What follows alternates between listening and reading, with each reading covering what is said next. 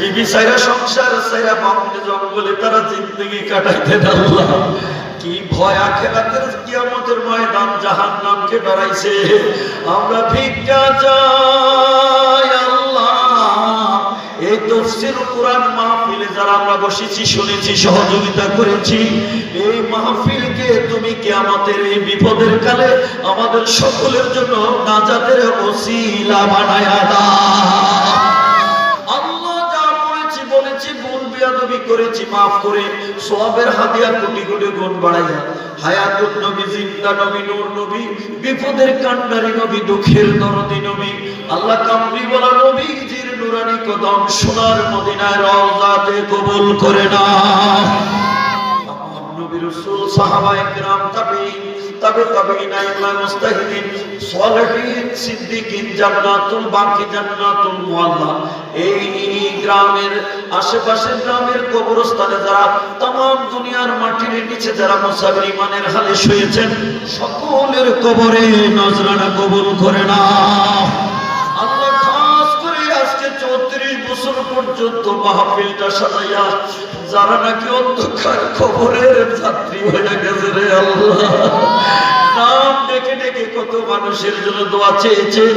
এই তাফসীর মাহফিলে আমি নিজেও কত মানুষের জানাজা পড়েছি রে আল্লাহ। মেহেরবান আল্লাহ, সকল ইমানদারের কবর দেশে হাদিয়া কবুল করে নাও। ভিক্ষা চাই আমি বিশেষভাবে। গত বছর জানুয়ারিতে আমার মা 11 তারিখ দুনিয়া ছেড়েছে। বলতে বলতে একটা বছর হয়ে যাচ্ছে রে আল্লাহ।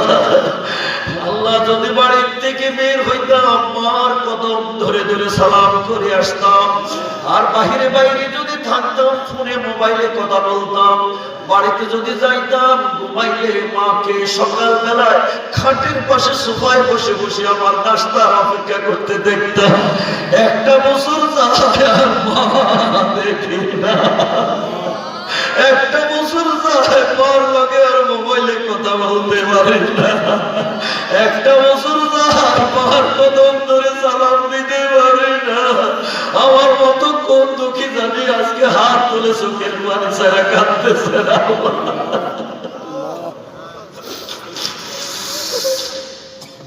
ও বাবা রে, ও বাবা, তোমারে কেমনে স্মরণ করতাম।